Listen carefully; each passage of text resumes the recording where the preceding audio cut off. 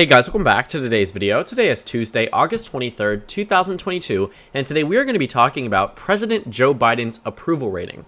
Now, I apologize for not uploading a video yesterday. I have been working in a pre-orientation program for first years here at the college, so I have been doing a lot of work. I've been waking up every single day around 8 a.m. and going to sleep around 1 or 2 a.m. Been getting off of my shifts here around 11 p.m. I am not paid, so it does take a bit of time and also just mental stability to make sure that I am remaining able to make videos for you guys. But yesterday was just such a hectic day. So much happened. To give you the long story rundown, I moved into my dorm. I had to move out once, and I know I'm ranting to you guys, sorry about that, but my monitor broke, I got a parking ticket, I had to pay a late fee on the rental car, just so much was happening, and I just simply did not come around to making a video. So typically I wouldn't give you this long-winded explanation as to why I didn't make one, but I really wanted to, because guess what's tonight? A special election in New York that I did not get time enough to make a video, so hopefully that one will come out either before this video or after. I haven't recorded it yet, but I'll decide when I'm going to upload it, and hopefully I can get some information out there for you guys ahead of the results that are likely going to return starting around 8 p.m. Eastern time today. So maybe this video actually will be updated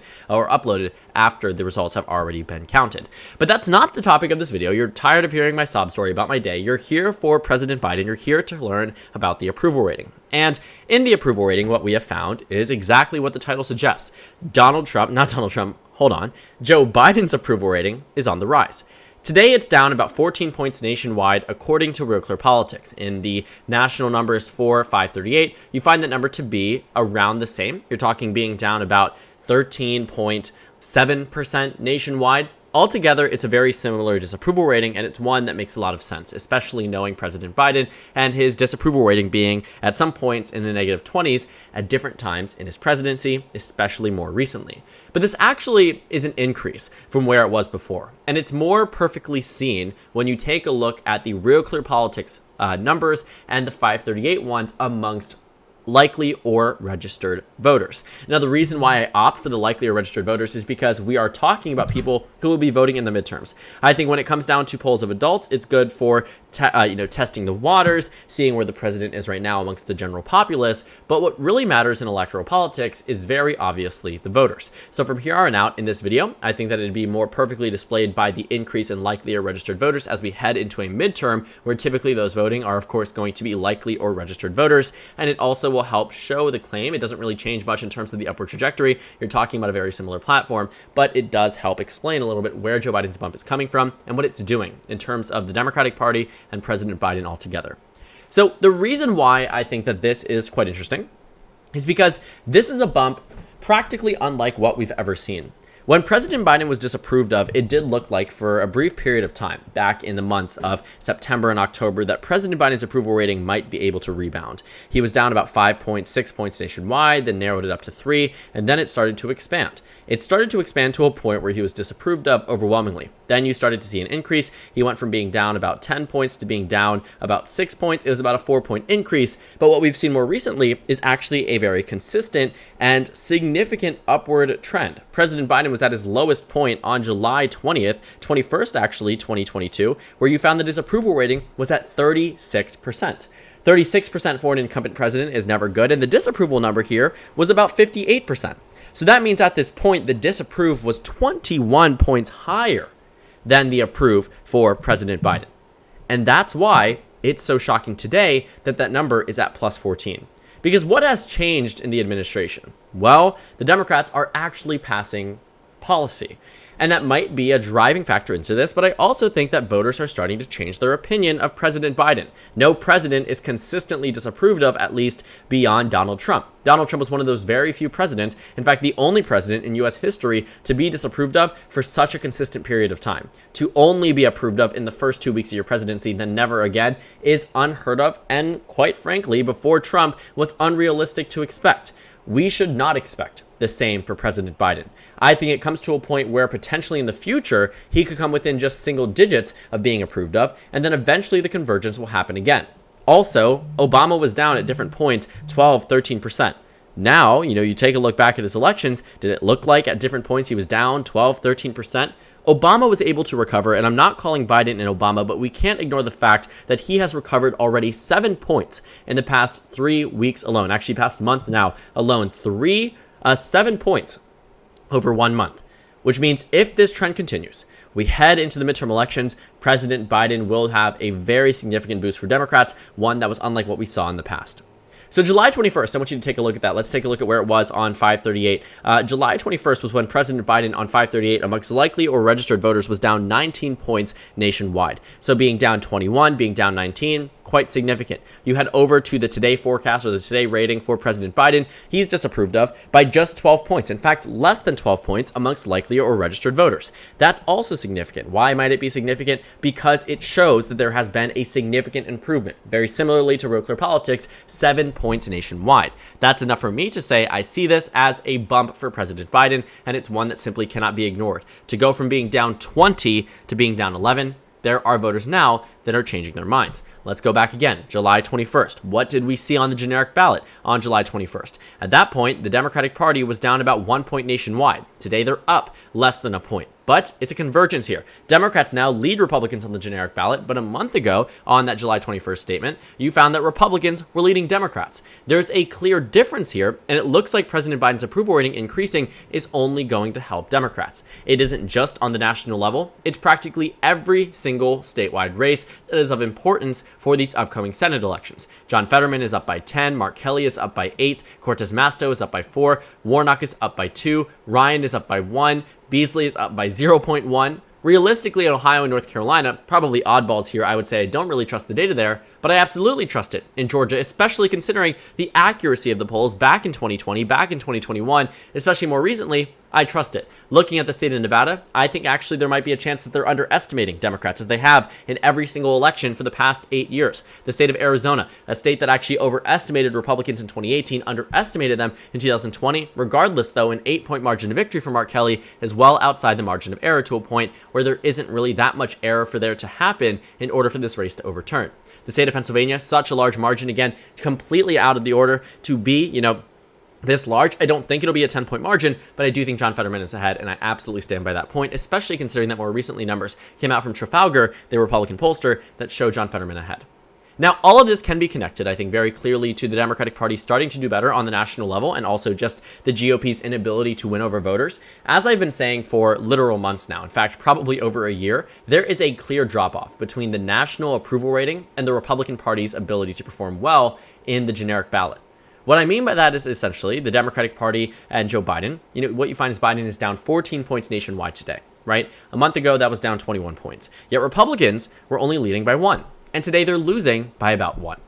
So to keep that in consideration, there is a drop-off there. About 13%, I guess, of voters here disapprove of Biden, but if we were to throw them into a generic ballot question, and in many cases they are thrown into a generic ballot question, they answer that they're either voting for Democrats or they're undecided. And the reason why I say there's a very good chance that they are voting for Democrats is because the Democratic Party's vote share in the generic ballot is higher than Biden's approval rating. Explain how that might be? Well, it only happens with voters who say, I don't like what Biden's doing, but I'm voting for the Democrats. I think Roe v. Wade also played a major role in the trajectory of these midterm elections. If you take a look at some states, especially big ones, such as Michigan, for instance, more recently has just gotten a poll that has shown that voters in that state care about the issue of abortion more than the issue of inflation. It's the first time in a very competitive state that we have seen such a change actually come to fruition amongst the voters. Democrats like that. Because unlike Republicans, they take a stance that 60 to 65% of the nation routinely agrees upon and has agreed upon for decades upon decades since the 1973 decision. Roe v. Wade is an issue that the voters do now care about a lot more than they have in the past. I've seen some people push back on my argument that voters in the past didn't really consider abortion to be a mainstream argument for their vote. And I think that I'm right in that characterization. While some voters obviously, thinking I would never vote for a pro-choice candidate, I would never vote for a pro-life candidate. There are voters out there that, said, I might be pro-choice, but at the end of the day, the Republicans can't do anything without the Supreme Court. But now that they have it, Republicans have done something, and their vote will directly impact a woman's right to choose. We also can't ignore the elephant in the room, especially today, that the Biden approval rating actually might be on an upward trend following a decision made tomorrow by President Biden. About 42 million Americans, that's about, I think, 1 in 7, 1 in 8 Americans, have student loans. They have student loans, and it's something that is very significant to voters across the country. President Biden tomorrow is expected to cancel $10,000 per borrower for anyone making under $125K a year or less. And obviously, this is something that has been a long time coming. It was promised by the Biden-Harris administration. It was something that they never acted on, but I expected it to come around this time because guess what? We have midterm elections. If Biden did this with his approval rating being up 10 points, 15 points nationwide, how effective would it have been for benefiting the Democratic Party? Obviously, there are people out there that would have said, this would have benefited me back then. But then again, the loan payments were paused, and there's still a question about whether or not it's going to be extended, that pause, because of COVID-19, et cetera, et cetera, et cetera. But this is very good news for many people out there that are struggling to pay their loans. And while 10K in many people's eyes isn't enough, it's better than nothing. And nothing is what has been provided by every single president prior to Joe Biden. I think this is an intentional, politically calculated move. And that's just the way that American politics works. This will help people, and I wholeheartedly believe that voters will see this positively. But you can't ignore the fact that this is happening less than 80 days before the midterms and say that it has no reason to do with the upcoming midterm elections. It has everything to do with them. But at the end of the day, voters don't care. Joe Biden could cancel all debt the day before the election, and he'd easily win the 2024 election on that alone, because voters will be happy about that. They don't care that President Biden did it for a political purpose. What they care about is that $10,000 is gone, or potentially upwards of $100,000 to $200,000 are gone. They don't owe the federal government anymore, or at least they don't owe to them what they used to the extent that they used to. Obviously, there are people out there that are going to say, this isn't enough, but I think people will very much be happy with it. I also think that, as much as there is this expectation that there are going to be older folks out there that are saying, I worked hard to pay off my student debt, et cetera, et cetera, et cetera, I don't think people are actually going to care as much as you might think. To be upset that other people are getting relief when you know what you've been through in order to pay off these student loans, I think isn't exactly a reasonable take to some people. And I don't think it's one that you are going to see widely exhibited across the country. I think those are just more focus group individualizations where some people are saying, I don't really want the student loans to be canceled because I worked hard, But why would we ever really see that happening on the national level? Maybe it will. Maybe I'm wrong. Maybe there are going to be people out there that are angry that Biden did this. But also there are going to be a lot of youthful voters that are out there saying, I didn't have a reason to vote for Democrats before, and now I do. Or this on top of abortion, this on top of, anti-Trumpism, whatever it might be.